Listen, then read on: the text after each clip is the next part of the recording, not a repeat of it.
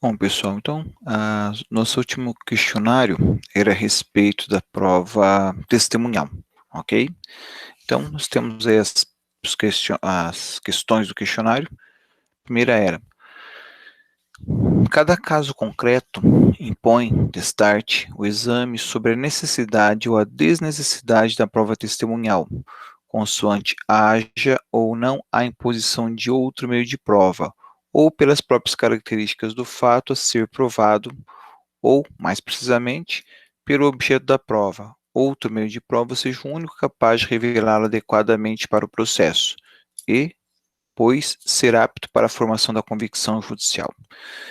Esse aqui é o comecinho da aula passada, onde a gente falava que a prova testemunhal ela é aceita, digamos assim, em todos os processos, exceto, né? Então, ele é aceita em quase todos os processos, excepcionado aqueles processos em que a própria lei exija outro mecanismo probatório. Então, na verdade, essa alternativa ela é verdadeira, né? Então, ela é uma alternativa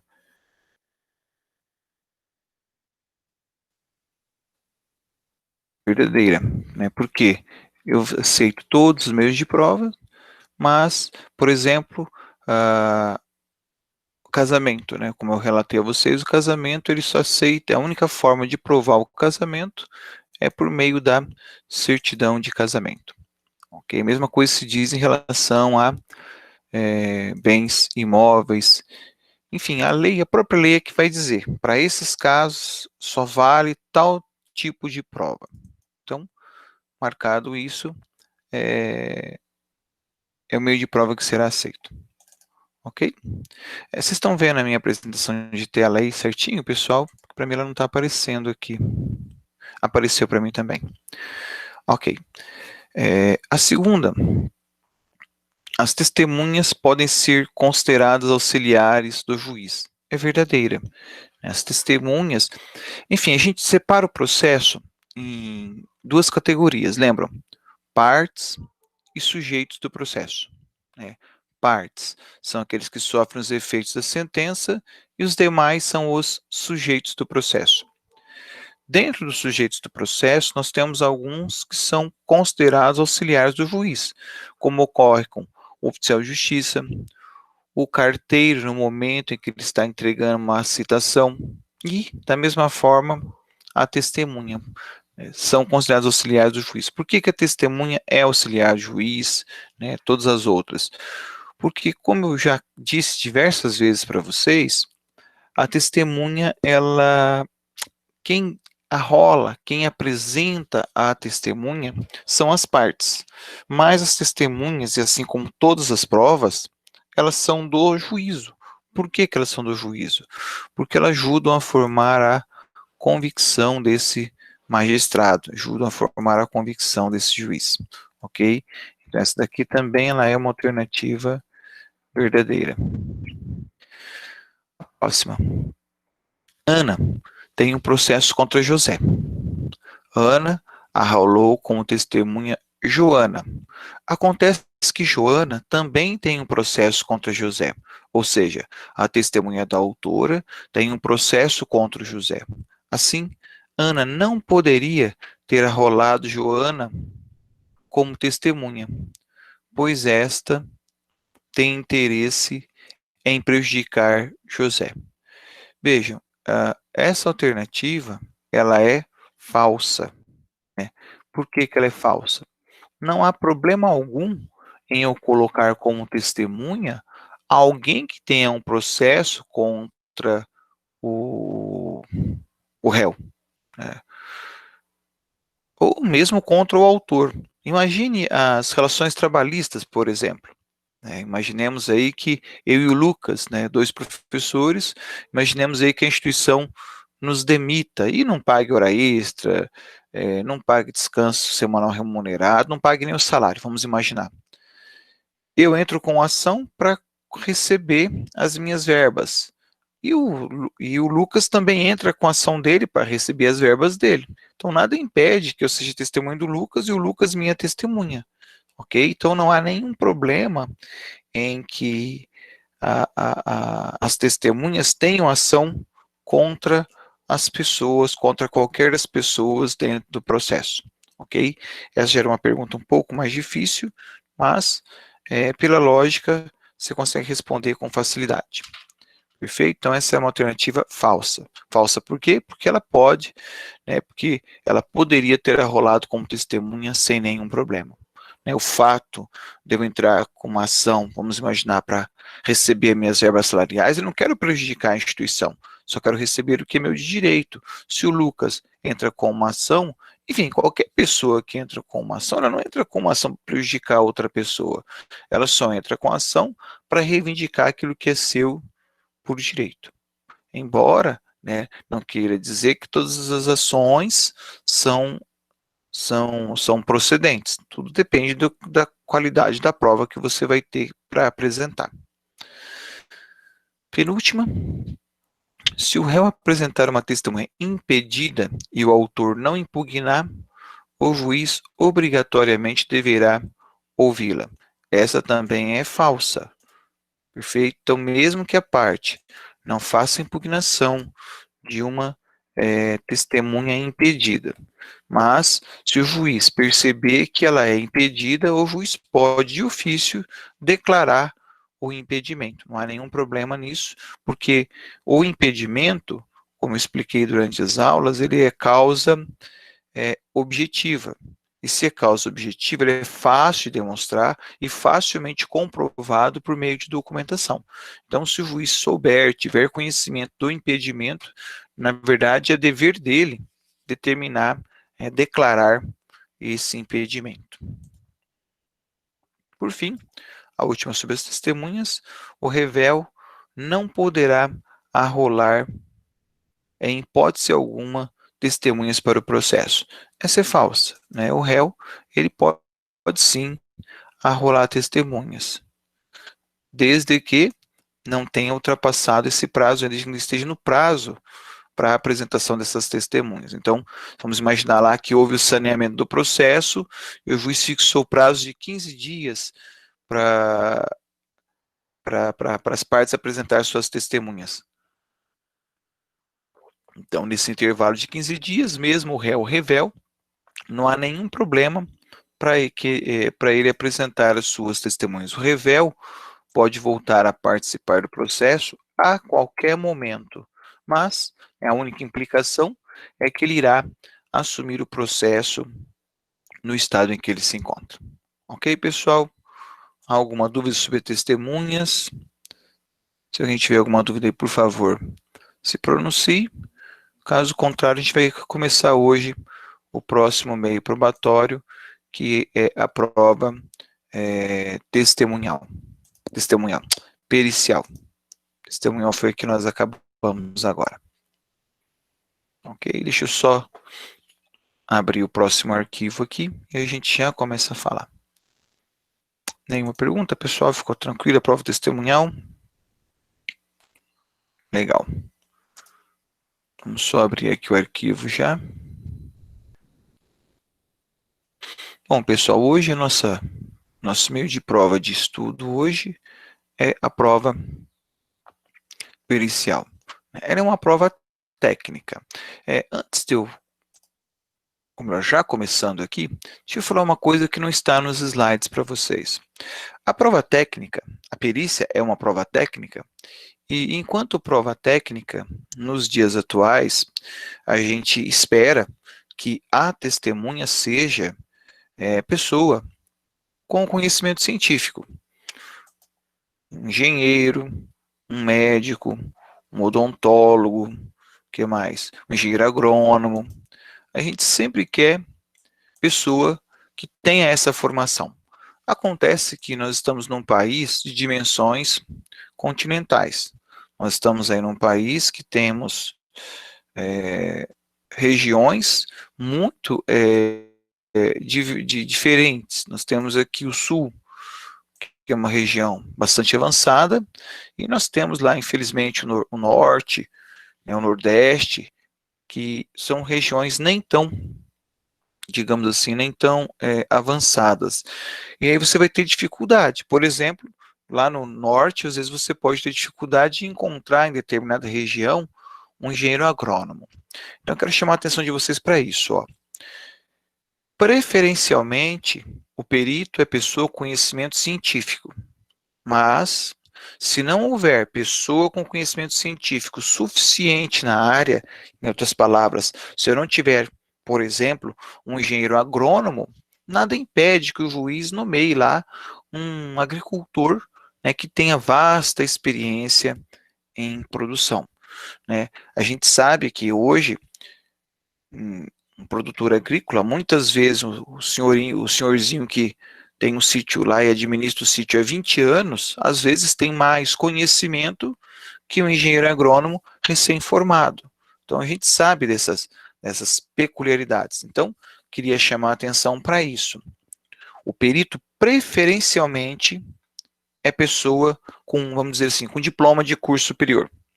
Se não tiver alguém na região, excepcionalmente o juiz poderá nomear alguém que tenha conhecimento prático para isso.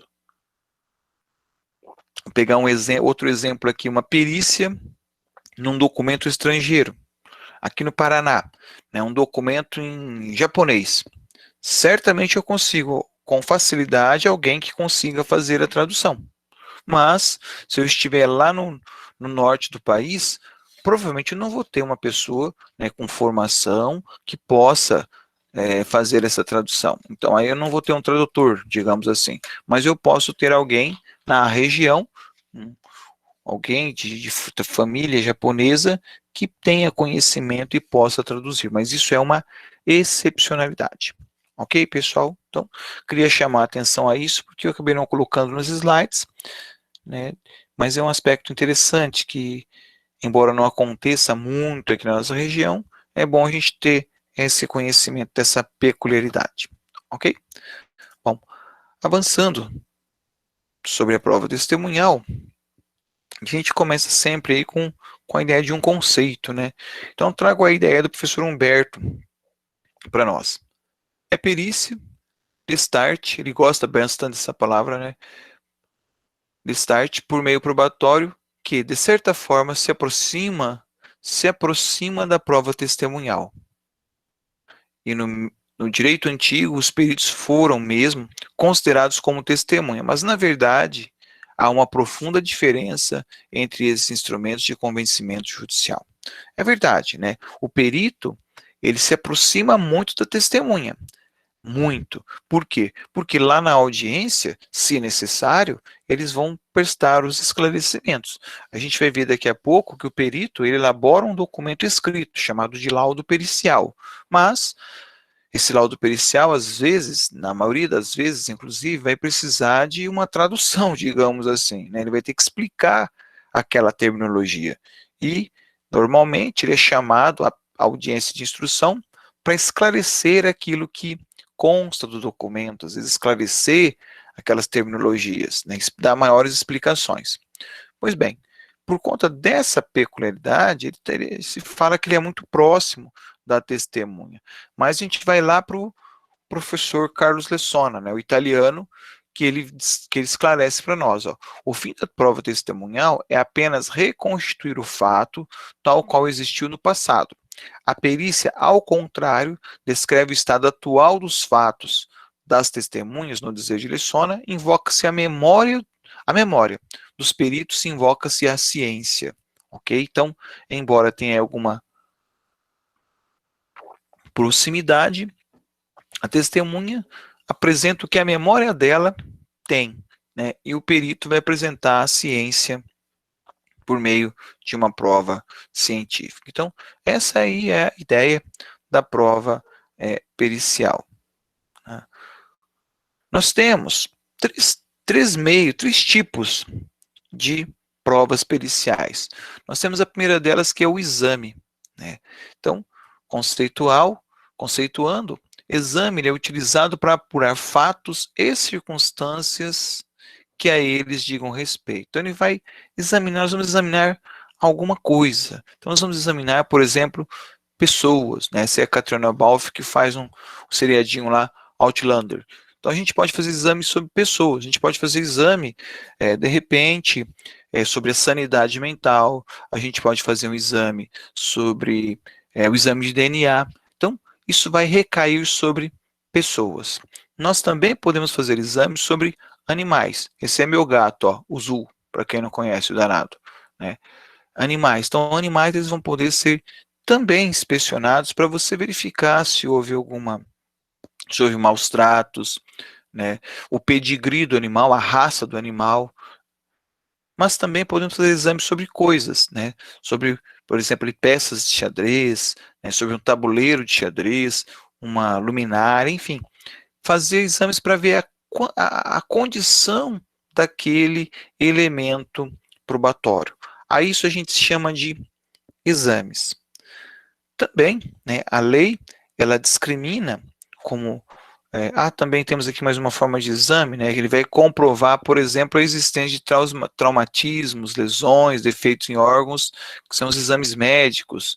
Que tem aí, podemos fazer eles o mais variados aí para erro médico, erro odontológico, ok? Então, primeira categoria é a categoria de exames.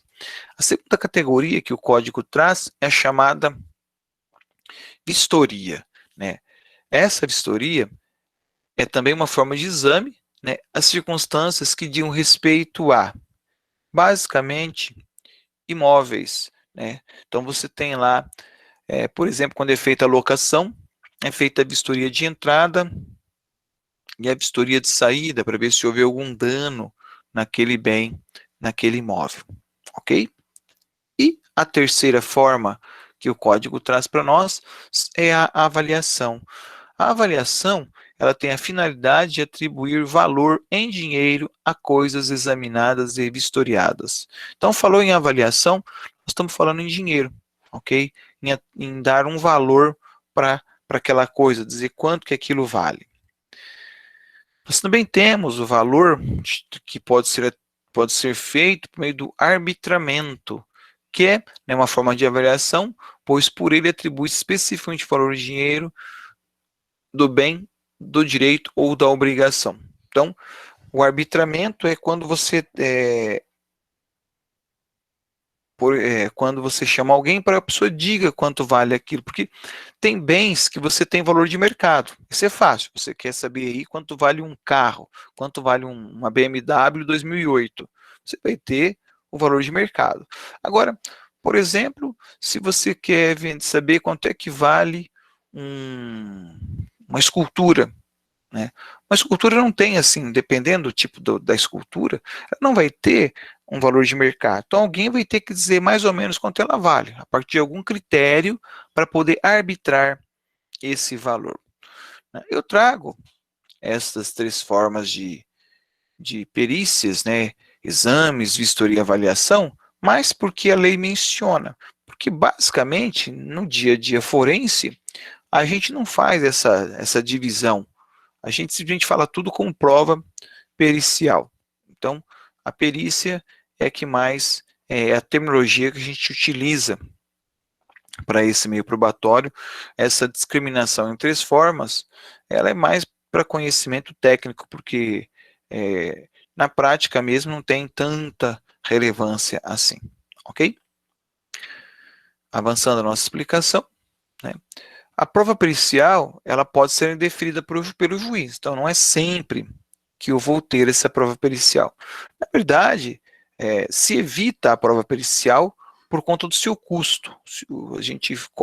As partes cortam volta a prova pericial porque ela não é uma prova barata, ela sempre tem custo. Há poucos dias eu trabalhei num processo em que o perito pediu R$ 120 mil para fazer a avaliação, né, de uma propriedade. Tudo bem que a propriedade valia 10 milhões, e ele queria 120 mil só para dizer quanto que valia aquela propriedade. Valor que não só pareceu muito um absurdo, porque o juiz, inclusive, determinou a troca do perito para que alguém que tivesse um valor mais em conta, digamos assim, mas se evita. Então eu não vou ter a perícia quando o fato não depender de conhecimento especial de técnico. Então, às vezes, tem coisa lá que você quer saber, vamos pegar um acidente de trânsito, em que está discutindo apenas a avaria do carro, né? Quanto estragou o carro? O estrago de um carro não vai precisar de um perito para ir lá ver, basta verificar quais peças vão ter que ser trocadas, né? Você vai ter que fazer funilaria, é feito um orçamento. Então, ali não é o caso de uma prova pericial. Basta um orçamento de quanto vai ficar aquele conserto, ok? Então, se não depender de conhecimento técnico, o juiz indefere de imediato. Também a prova pericial será indeferida se desnecessária, tendo em vista outras provas produzidas. Então, já tem outras provas no processo. Então, vou precisar refazer essa prova, né? Não vou necessitar fazer essa prova pericial, porque o fato já estaria, teoricamente, suficientemente provado dentro do processo. Terceira forma, né, a verificação for impraticável. Então, às vezes, se perdeu a coisa, né? Então, está discutindo ali, vamos imaginar aí, uma obra de arte, e essa obra de arte, ela pegou fogo. Então, como é que eu vou fazer a perícia em um objeto que pegou fogo? Então, nesses casos, o juiz vai indeferir a prova pericial, ok? Então, se não depender de conhecimento técnico, for desnecessária ou quando for impraticável. Aqui eu quero chamar a atenção para vocês a isso. Ó. O juiz poderá dispensar a prova pericial quando as partes na inicial e na contestação, ou na contestação, né, apresentarem sobre as questões de fato pareceres técnicos ou documentos elucidativos que considerar suficientes. Então, pode ser, né, que de repente ali você tenha uma ação de investigação de paternidade em que já com a inicial foi apresentado o exame de DNA. Então, já antes de uma ação, o casal concordou em fazer o exame de DNA. E feito o exame de DNA, o pai mesmo assim não quer registrar. Você vai precisar de uma ação judicial, né? Vamos pegar aí, por exemplo, né, para ficar mais claro, aquele programa do Ratinho, que faz lá o exame de DNA. Acho que faz ainda, nem sei, mas aquele programa que fazia, então, pelo menos, o exame de DNA. As pessoas têm o exame previamente, sabem quem é o pai da criança, mas ainda assim o pai se recusa a aceitar essa paternidade. Então, eu entro com a investigação de paternidade, anexo o laudo e está feito o reconhecimento. Está feito não, né? Entra com a ação, anexo o laudo, e aí o juiz não vai precisar de uma segunda perícia para poder declarar essa paternidade. Então, se por acaso as partes tiverem documentos, tiverem laudos que sejam suficientes para dizer como acontece, o que aconteceu, então já é dispensada essa prova pericial. Isso também é bastante comum em ações que envolvem insumos agrícolas. Então, às vezes, lá comprou uma semente, a semente produziu pouco, ou comprou um fungicida, um herbicida para matar lá as pragas da lavoura e não matou. Então, normalmente se pede um laudo de um engenheiro agrônomo para dizer, né, o que aconteceu, por que aconteceu. Aí, com base nesse laudo, você entra com ação para poder discutir. Veja, atenção, né, ao verbo. O juiz poderá dispensar. Não quer dizer que o juiz não vá determinar a reprodução. Então, às vezes, autor e réu apresentam documentos, mas ainda assim o juiz entende que é necessária a prova pericial, ela será realizada. Ok? Isso é uma discricionariedade que o juiz tem, de aceitar ou não essa documentação com a inicial. O problema de aceitar essa documentação com a inicial ou com a contestação é o que a gente chama de prova unilateral. Então, foi o autor que contratou a perícia, foi o réu que contratou a perícia. Então, às vezes, existiria o risco, né, de ser uma, vamos dizer assim, uma perícia encomendada, né, uma perícia para provar algo que não é bem real. Então, muitas vezes, em que pese haja já na inicial e na contestação essa documentação, via de regra, né, na prática, o juiz acaba determinando que seja feita a prova pericial até para confrontar o laudo particular com o laudo que será feito por um perito, né, que o perito é uma pessoa, importante essa informação, ó, de confiança do juiz. Então, o perito é alguém em que o perito é alguém em quem o juiz confia. Perfeito? Então, o juiz prefere que seja feita uma prova determinada por ele, por uma pessoa da confiança dele, e assim ele vai ter mais segurança para julgar. Ok? Existe uma prova que é chamada de prova técnica simplificada. Ela é mais simples, né? É rara de acontecer na prática, mas como que ela funciona? De ofício ou a requerimento da parte, o juiz poderá, em substituição à perícia, determinar a produção da prova técnica simplificada, quanto o fato controvertido for de menor complexidade. Nesse caso, né, consistirá apenas na inquirição do especialista pelo juízo sobre ponto controvertido da causa que demande especial conhecimento científico ou técnico. Então, aqui, exatamente, aqui vai ficar mais próximo ainda a prova testemunhal, porque aqui não vai ter nem teu laudo, ele vai apenas dar o seu depoimento, né, em juízo de como é que a coisa aconteceu. Né? Eu tive um caso, por exemplo, de erro médico, que se discutia lá a morte de gêmeos, e aí era pleiteado uma indenização em relação a isso, né, mandando moral. E aí veio um médico para declarar o que é, como é, quais são os riscos de um parto de gêmeos. Então, ali naquele caso, naquele processo, o juiz nós não fizemos uma prova pericial, mas o juiz chamou um técnico para ouvir, para conversar com ele e tentar esclarecer os fatos da inicial e da contestação. Durante a arguição do especialista, que deverá ter formação acadêmica específica na área de seu depoimento, poderá valer-se de qualquer recurso tecnológico de transmissão de som e imagem com o fim de esclarecer os pontos controvertidos da causa. Então, se o perito quiser usar um PowerPoint para fazer uma apresentação, não haverá nenhum problema, né? Ele tem total liberdade para utilizar. Então, não tem muito o que falar sobre a prova, sobre a perícia técnica simplificada, ela é rara de acontecer, né? O que vai diferenciar ela da prova pericial é que a prova pericial exige um laudo, a simplificada não. O perito é apenas ouvido, né, em audiência de instrução. Acho que essa é a diferença básica que existe. Avançando. Então, a prova pericial, qual que vai ser ali o funcionamento dessa prova pericial? Então, o juiz nomeará um perito especializado, né? Como eu disse, uma pessoa de confiança do juiz. Como é que ele chega nesse nome? Hoje, existe uma coisa chamada CAJU, né? C-A-J-U.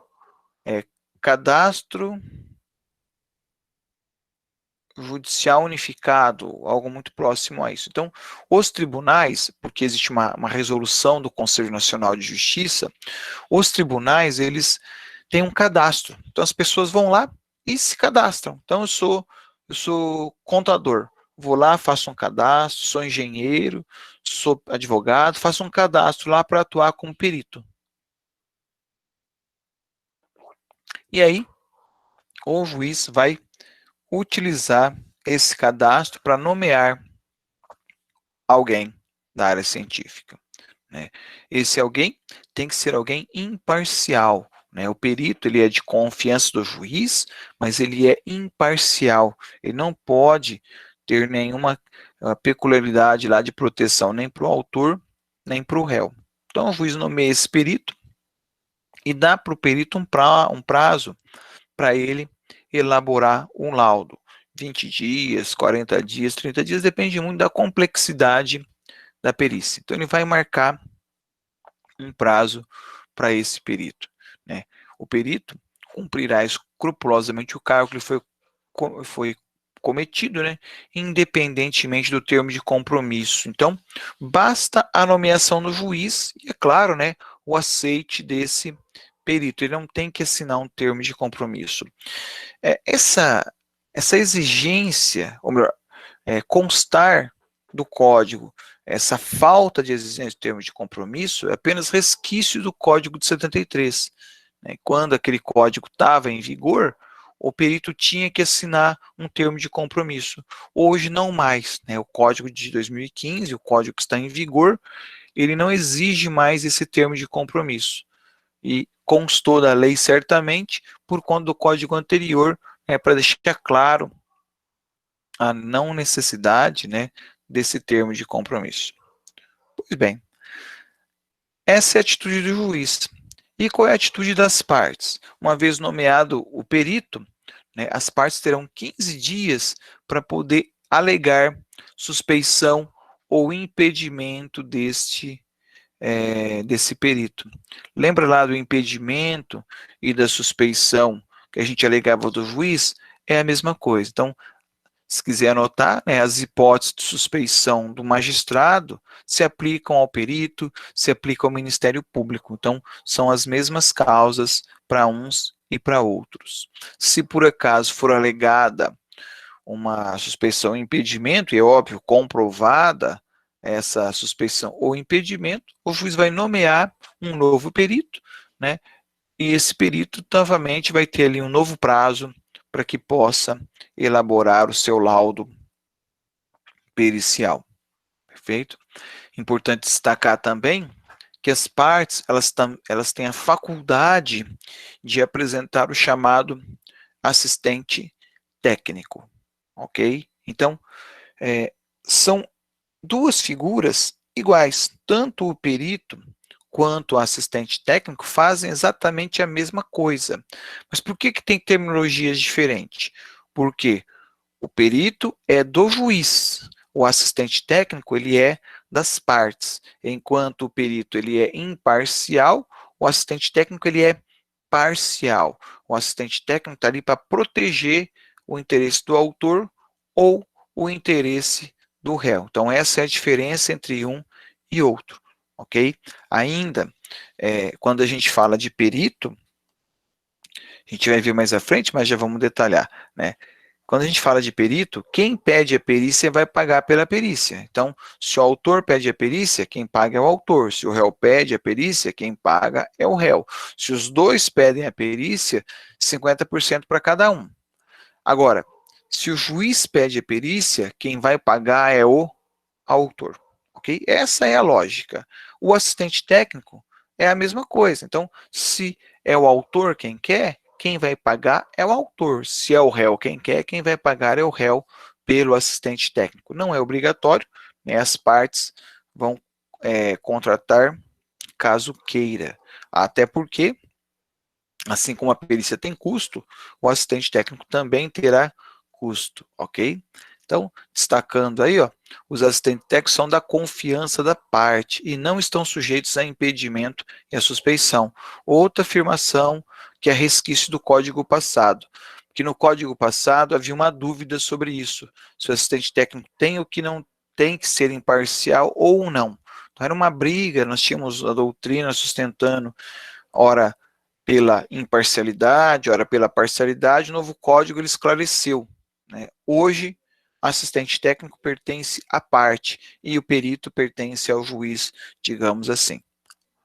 Além disso, as partes, além de alegar suspeição e impedimento, indicar assistente técnico, é obrigação da parte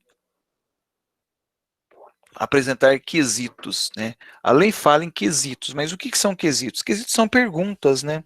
São os esclarecimentos que a gente quer que o perito responda, que o perito esclareça. Aí isso é chamado de quesitos. Então, essa é aquilo que a parte tem que fazer. A parte é obrigada a apresentar quesitos? Obrigado não é, né? Mas são os quesitos que vão ajudar aí na elucidação da questão que está sendo discutida em juízo. E o perito? O que o perito vai fazer? O perito ele terá, depois de nomeado pelo juiz, né, ele terá 5 dias para apresentar a sua proposta de honorários, quanto que ele vai querer receber por aquilo. E é claro, né, ele vai ter que apresentar um currículo comprovando a sua especialização, né? Então, é isso que ele vai fazer. Ele é obrigado a aceitar? Não, obrigado ele não é. Obrigado ele não é. ele pode recusar-se, mas ele tem que justificar o porquê dessa recusa, né? Por que tem que justificar a recusa? Isso também não está no slide isso, mas a recusa ocorre pelo seguinte: todas as carreiras, todas as profissões, ela vai ter lá o seu estatuto o seu código de ética. Toda profissão tem, né? E o que acontece? Lá vai dizer assim que todo mundo está obrigado a colaborar com a sociedade a partir do seu conhecimento. Então, um advogado mesmo, ele é obrigado a colaborar, a ser um curador, a ser um advogado ativo sempre que for chamado. Até porque tem lá, né, o código fala que todo mundo é obrigado a colaborar com o Poder Judiciário. Pois bem, só que tudo isso custa dinheiro, né? Você parar para fazer uma perícia demanda tempo, o advogado para fazer uma defesa demanda tempo, e tudo isso custa. Então, o judiciário, né, o processo civil, melhor dizendo, ele deixa lacuna, deixa uma brecha ali, para que você possa recusar a nomeação, desde que justifique isso. Então, se você justificar, certamente o juiz vai liberar você, ele não vai te obrigar a fazer uma perícia, a atuar em um processo. Então, você pode, sim, pedir a dispensa. Né? Falar, não quero, e justifica. Eu mesmo, quando era nomeado em processos, e eu não queria atuar, justificava da seguinte forma, né? Excesso de trabalho, excesso de tempo, melhor, falta de tempo, né? Excesso de trabalho e falta de tempo para não poder atuar naquele processo ali. Ok? Então não há nenhum problema, basta você justificar que não quer, que o juiz vai liberar o perito ali sem nenhum outro problema. Importante também destacar que o perito tem que apresentar lá um seu contato profissional e pode até ser mesmo um e-mail, para que ele possa ser chamado a atuar. Normalmente, quando ele faz o cadastro lá no site dos tribunais, ele vai informar um e-mail, porque ele vai ser comunicado, num primeiro momento, ele vai ser comunicado por e-mail. Então, no caso da perícia, isso está regulamentado. A comunicação com o perito ela será feita por meio de e-mail. Então, ele vai ter que ficar atento a essa comunicação. É claro que esse e-mail, muitas vezes, ocorre dentro da própria plataforma. Eu, por exemplo, sou avaliador do Ministério da Educação e nós temos que ficar atentos ao e-mail dentro da plataforma do Ministério da Educação, para ver se nós estamos sendo chamados ou não ali. Tá? Mas a gente sabe que e-mail a gente não tem como comprovar que leu. Pois é, se você não responder no prazo que o juiz deu, no prazo que o Ministério deu, você vai perder aquela avaliação, você vai perder, no caso aqui, a perícia. Ok? Então, é assim que vai funcionar a nossa prova pericial. Então, ali, as intimações para o perito serão feitas com base nesse e-mail, que ele vai ter a obrigação de ficar olhando ali. Se por acaso mandar o e-mail e perder o prazo, azar o dele. Você assina um termo de compromisso de você verificar periodicamente a caixa de e-mails. Avançando. Então, feita a proposta de honorários, você tem aqui a questão da intimação das partes. É a mesma slide do anterior, ó. É o mesmo slide que você vai ter aqui a questão da intimação. Eu também coloquei a recusa aqui, o novo perito, aquilo que eu acabei de falar, o perito ele pode recusar a sua perícia, ele pode dizer que não quer fazer essa apresentação. Então, isso aqui eu já falei para vocês. A novidade nesse slide é essa parte aqui. Feita a proposta de honorários, as partes serão chamadas a dizer se concordam ou não concordam com esse valor. Então, elas vão ter 5 dias para apresentar as suas impugnações. Isso tanto o autor quanto o réu, para dizer se acha o valor, a proposta de honorários viável ou inviável, se está muito caro, se está muito barato. Aí, recebidas as impugnações, caberá ao juiz arbitrar um valor, homologar um valor. Então, o perito falou em 5 mil, ele vai lá e decide se aquele valor é correto. Normalmente, o juiz acaba aceitando o valor que o perito apresentou, né? Eu tive um caso na semana passada que o perito pedia 20 mil para fazer as avaliações. Nós dissemos que era caro, né? A autora também disse que era caro. Aí o juiz fez o quê? Ele arbitrou. Ele falou: ó, 20 mil é muito. Vou fixar aqui 5 mil reais pela perícia. Vou arbitrar. Ele arbitrou 5 mil e mandou intimar o perito. Ó, concorda ou não concorda com 5 mil? Se quiser fazer a perícia é por 5 mil. Se não quiser, eu vou nomear outro perito, né, para fazer por esse valor. Então, é, o juiz ele tem esse poder, né, de definir qual será o valor da perícia. O perito, ele pode aceitar e fazer a perícia, ou se me disser que não quero, não vou fazer, né, por esse valor não compensa parar para fazer a perícia, então daí ele não vai aceitar isso daí, ok? Cada parte adiantará a remuneração do assistente técnico que houver indicado, aquilo que eu falei, sendo a do perito adiantada pela parte que houver requerido a perícia, ou rateada a perícia quando determinada de ofício, ou requerida por ambas as partes. Foi a explicação que eu acabei de fazer agora há pouco, né, de quem que vai pagar os honorários desse perito. Bem resumido, quem pede, paga. Se os dois pediram, vamos dividir. Se for o juiz que determinou, quem vai pagar, quem vai adiantar é o autor. Perfeito? Aqui está, ó, a questão.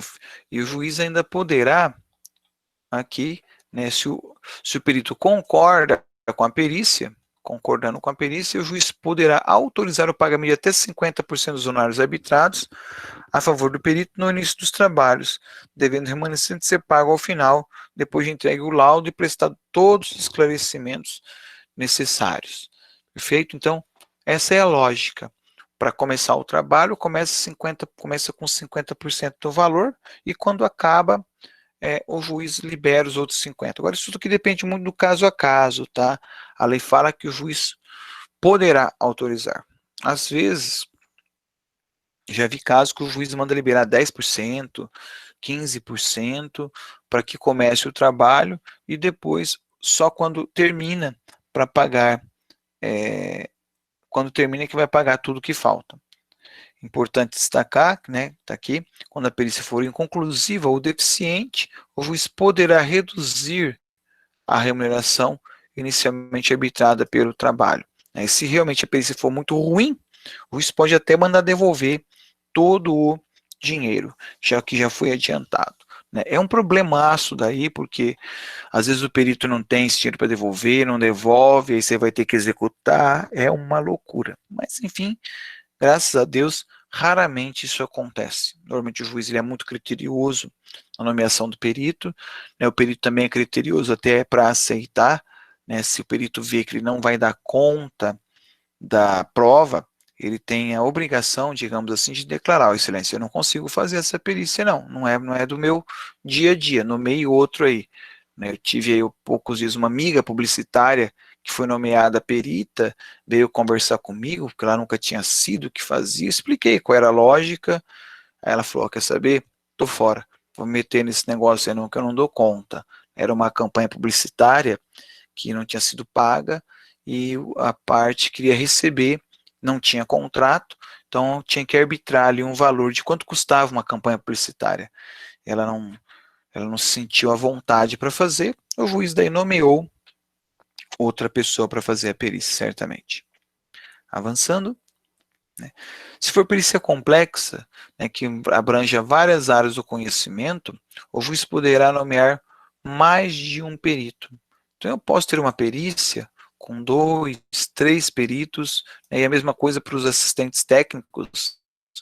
Então, vamos imaginar ali um problema numa edificação. Então, eu vou precisar do engenheiro civil e do engenheiro elétrico, né, para ver a parte elétrica do prédio. Então, eu posso ter, sim, é raro também, até porque, se são 2 peritos, são duas despesas periciais, são valores, vai ficando dispendioso. Então, é raríssimo acontecer, mas a lei faculta ao juiz a nomeação de 2 ou mais peritos, 2, 3, quantos peritos forem necessários para a realização daquela perícia. Avançando, aqui é uma coisa que eu acho muito interessante, até por isso que eu botei essa carona aí embaixo. É assim, quando a perícia tiver que realizar isso por carta, poder-se-á posteriormente do perito e indicação do assistente técnico no juízo ao qual se requisita a perícia. Então, olha só, vamos imaginar que a gente entra com uma ação aqui em Maringá e a perícia vai ser feita, por exemplo, né, então são 2 imóveis, um imóvel em Maringá, um imóvel em São Paulo. Então eu vou ter que fazer a perícia nesses imóveis. A ação entrou em Maringá por causa do imóvel em Maringá, mas tem um imóvel em São Paulo. Então eu vou fazer o quê? Vou mandar uma carta, lembra? Isso eu falei acho que na aula passada. Quando é carta aqui não é correspondência, é carta precatória. Então eu mando uma carta precatória para São Paulo. E o que está dizendo? O que pode ser feito? Pode ser feito que o juiz de Maringá não nomeia o perito. O juiz de São Paulo é que vai nomear o perito. Então, olha que interessante. A perícia será feita em São Paulo por uma pessoa de confiança do juiz de São Paulo. Só que o que acontece? O processo vai ser julgado pelo juiz de Maringá. Então, é muito interessante isso, porque o perito será indicado por uma pessoa de confiança de outro juiz para fazer o julgamento. É uma coisa que, na prática, vai ficar esquisito, né? No dia a dia, normalmente, o juiz de Maringá é que acaba nomeando os peritos para fazer todo o trabalho, porque a pessoa é de sua confiança, mas nada impede, né, que o juiz que recebeu a carta precatória é que vá ele lá fazer a prova, né? É muito difícil o juiz que recebe a carta precatória fazer a instrução, porque ele não está acompanhando o processo, ele não tem acesso a todo o processo. Hoje, mesmo sendo processo digital, cada estado tem sua plataforma de processo eletrônico. Então, o juiz de São Paulo certamente não vai ter acesso a todo o processo, vai ter acesso apenas às partes que a gente escanear, né, e mandar para ele lá. Então, pode ser feito, mas fica aí a minha observação da dificuldade que existe, né. Outra coisa que também é difícil de acontecer, as partes podem, de comum acordo, escolher o perito, indicando mediante requerimento, desde que sejam plenamente capazes e a causa possa ser resolvida por autocomposição. Então, aquelas causas que direito disponível. Então, pode ser feito isso. Qual é a dificuldade aqui?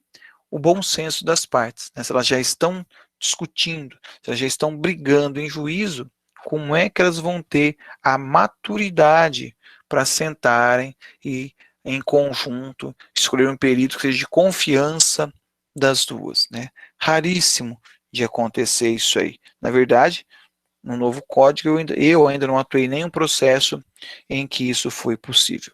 E olha que, atualmente, eu tenho trabalhado em processos que sempre tem perícia. Hoje, nosso grupo tem em torno de 400 ações tramitando. Nas 400 ações, até hoje, de janeiro para cá, nós não tivemos nesses processos nenhuma perícia que foi de comum acordo. Embora a gente até seja amigo dos advogados, a gente está sempre se conversando, se falando, mas ainda não houve condição de ter um perito único ali. É possível, a lei autoriza, mas também é difícil dentro do dia a dia processual se deparar com isso. O perito, para poder trabalhar, ele tem plena liberdade, né? Ele pode buscar testemunhas, ele, perito, pode buscar testemunhas, pode buscar terceiros, pode buscar documentos, ele pode apresentar laudos, pode apresentar planilha, mapa, em fotografias, ok? Tudo aquilo que for necessário para esclarecer a sua perícia. Ele tem liberdade para isso. É claro que nem sempre ele vai ter facilidade. Então, vamos imaginar que ele precise acessar documentos que estejam lá em repartição pública, né? Está lá numa prefeitura, por exemplo, repartição pública. às vezes não, certamente não vão liberar para ele com facilidade. Aí ele vai ter que pedir autorização para o juiz, para que o juiz peça ofício. Mas quem vai dizer o que precisa para elaborar a perícia e nem poder ser diferente é o próprio perito. Então, o que ele vai pedir? Ele pode pedir particularmente, se ele não conseguir obter o acesso, ele informa ao juiz o que ele precisa e certamente o juiz vai autorizar a busca, a entrega da documentação, né, do objeto que ele precisa para ser periciado. Pensando, né? Pois bem, como que vai ser a conclusão desses trabalhos, né? O perito protocolará o seu laudo em juízo no prazo fixado pelo juiz, pelo menos 20 dias antes da audiência de instrução e julgamento. Por que 20 dias antes? Para dar prazo dos advogados, né, se manifestarem sobre esse laudo. As partes serão intimadas a se manifestarem sobre o laudo, como eu acabei de falar, no prazo de 15 dias, né, podendo o assistente técnico de cada uma das partes apresentar o seu laudo separado. Então, é possível que o assistente técnico apresente também o seu laudo separado. Perfeito? O perito do juiz vai ter o dever de, em 15 dias, prestar esclarecimentos. Então, recapitulando, o perito apresentou o laudo, as partes impugnaram, o perito tem que apresentar os esclarecimentos para ficar, para que todo mundo entenda o laudo, né? Se ainda assim, se ainda depois dos esclarecimentos do perito ainda restar dúvida, aí sim ele virá para uma audiência de instrução e julgamento. Ok? Então, recapitulando, o perito apresenta o laudo, as partes fazem a impugnação do laudo, o perito presta esclarecimentos por escrito, é óbvio, mas se ainda assim restar dúvidas, ele é chamado para prestar esclarecimentos em audiência. Isso aqui é uma coisa bastante interessante, que o perito faz lá um orçamento, né? Ele diz quanto vai custar a sua perícia, faz a sua proposta de honorários. Mas às vezes, né, isso fica até barato. Porque, por exemplo, né, vamos mais uma vez, apresenta o laudo, a parte que faz a impugnação, ele presta esclarecimento. Não raras vezes, desses esclarecimentos, a gente pede um segundo esclarecimento. Ele apresenta de novo. Aí ele apresenta, já teve processo em que nós ficamos trocando esclarecimentos por 5 vezes. Então, às vezes, aquilo que era um preço alto lá no começo, o tanto de trabalho que vai dando por perito acaba ficando até barato aquela proposta de honorários, porque não é só elaborar um documento e acabou. Você tem que ficar tempos e tempos discutindo aquele documento. Então, lá, o perito tem o dever, né, ele é obrigado a prestar os esclarecimentos. Então, essa é a discussão que vai tendo ao longo do processo. O perito ou o assistente técnico serão intimados por meio eletrônico, com prazos de 10 dias para participar das audiências. Atenção a isso. Lembra lá no começo? O perito ele apresentava um e-mail para ele ser comunicado. Depois que ele aceitou, ele passa a integrar a plataforma do processo. Ele acaba sendo intimado como o advogado por meio eletrônico. Então, dentro lá da plataforma do tribunal, onde está o processo, aí o perito ele acaba tendo que olhar aquela plataforma também para acompanhar os prazos processuais. Então, ele tem esse mecanismo tal qual os advogados para acompanhar os processos, para receber as comunicações.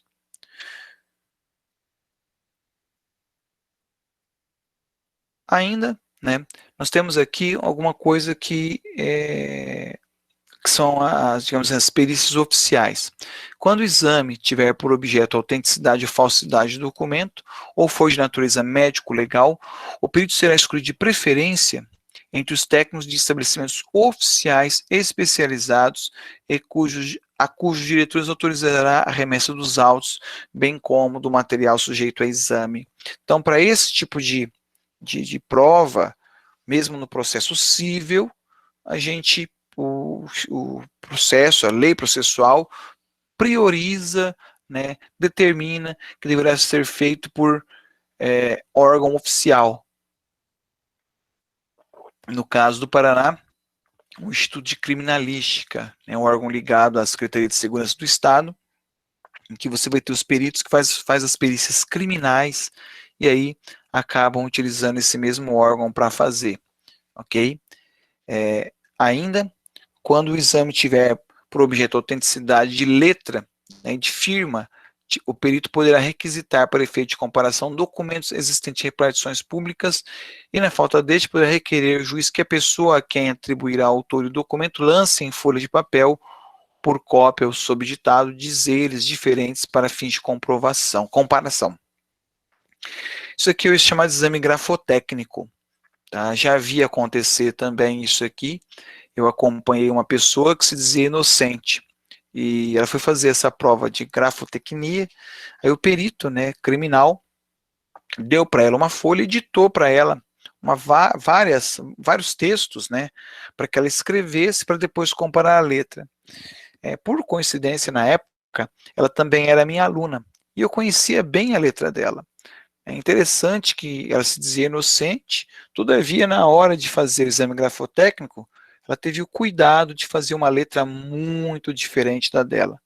Então, né, eu fui contratado apenas para acompanhar essa prova pericial, depois do processo eu não permaneci, então eu acabei não vendo o resultado, não tive a curiosidade de ver como que acabou aquele processo. Né, mas era aí nesses famosos desvios aí do INSS, ela era uma das rés, e foi feita essa perícia. E eu não precisava nem ser perito, né? Eu vi na hora ali que alguma coisa estava errada naquela letra. Então, isso é feito por comparação, né? Você pega textos e vai olhar.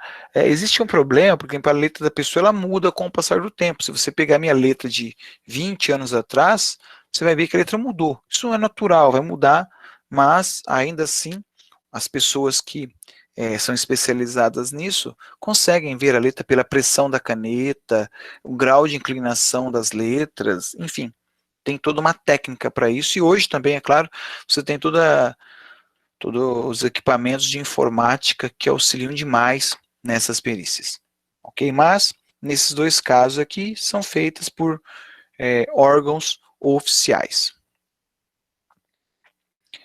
É possível também nós temos mais de uma perícia no processo. Então, nós podemos ter uma e o juiz pode determinar uma segunda perícia, quando a primeira perícia não foi conclusiva. Atenção a isso, pessoal. Uma perícia não substitui a outra. Então, mesmo que tenha uma segunda perícia, ela não vai substituir, ela vai complementar, ok? Então, se houver necessidade de outras perícias, uma perícia não substitui a outra. São perícias que se complementam, vão ser analisado todo o conjunto probatório. Ok? Existe uma discussão doutrinária se é possível uma terceira, quarta perícia. Né? A maioria dos autores entendem que não, que o máximo são duas perícias, porque senão isso aí não ia acabar nunca. Né? Não ia acabar nunca. Faz uma, pede outra, pede outra. Então, se coloca ali no máximo duas perícias, para que essas perícias, elas, no conjunto probatório, possa dar ali a convicção do magistrado. Okay? Essa questão de impossibilidade da terceira perícia é uma construção doutrinária. A lei, a princípio, não fala nada. A lei não proíbe várias perícias. Ela sempre fala numa segunda perícia, mas não quer dizer que essa segunda não possa ser feita mais de uma vez. É uma briga doutrinária aí, né? Na prática, dificilmente você tem mais do que duas mesmo, até por conta do custo. Se pagou uma, vai ter que pagar duas vezes essa perícia. Avançando. Por fim, né? Quero chamar a atenção de vocês para isso aqui. O juiz ele não está obrigado a seguir o laudo pericial. Não é obrigatório. Então, mesmo que o perito conclua num determinado sentido, o juiz tem liberdade para julgar em outro sentido. Afinal de contas, quem vai decidir o processo é o juiz. Nesse momento, eu trago aquela sentença absurda, já relatei várias vezes sobre ela, em que o juiz, né, recebendo lá um exame de DNA que tinha 99,999 chance de ser pai da criança, o juiz declarou que ele não era o pai, porque havia 0,00001% de chance de ele não ser pai, por isso a prova não era conclusiva. Por óbvio, né, por óbvio, o tribunal reformou essa decisão. Contudo, eu não posso dizer que foi uma sentença errada, né? Não foi errada a sentença. O juiz analisou o caso, se convenceu que ele não era o pai, apesar do DNA, e deu a sentença. O tribunal, como eu digo, certamente reformou, mas eu não posso dizer que houve um erro. Não, erro não, né? Foi uma forma do juiz interpretar o conjunto probatório, ok? Então, com isso, pessoal, a gente passou aí pela nossa prova pericial, né? Alguma dúvida, alguma coisa que não tenha ficado claro para vocês? Por gentileza, se manifestem aí, né? Para que a gente possa responder, ou fiquem à vontade para responder o nosso formulário lá. Alguma dúvida, galera?